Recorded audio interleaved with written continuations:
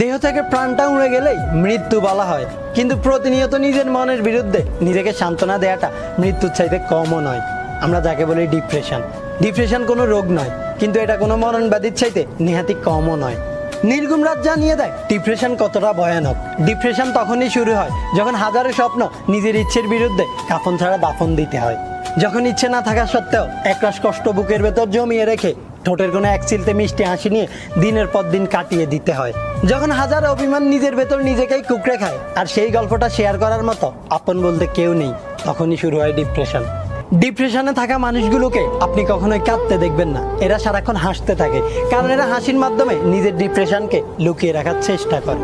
এরা কখনোই নিজের কষ্টটা কাউকে বুঝতে দেয় না, কিন্তু এরাও চায় তাদের কিছু আপন মানুষ হোক যার সাথে নিজের মনের কষ্টটা শেয়ার করতে পারবে, যে তাকে তার মন খারাপের সময় একটু সঙ্গ দেবে, তার মন খারাপের কারণগুলি শুনবে আর নিজের মতো করে সান্ত্বনা দেবে।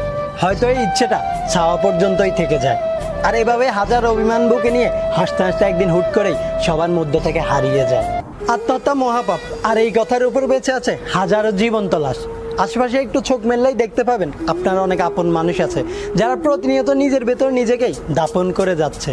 তাই আপন মানুষগুলোকে ভালোবাসতে শিখুন, বোঝার চেষ্টা করুন তার মনের অবস্থাটা, আর আপন মানুষগুলোকে সময় দিতে শিখুন, কারণ আপনার একটু সময়, একটু কেয়ারিং, একটু লাভিংই হতে পারে বাঁচিয়ে দিতে একটি নিষ্পাপ প্রাণ।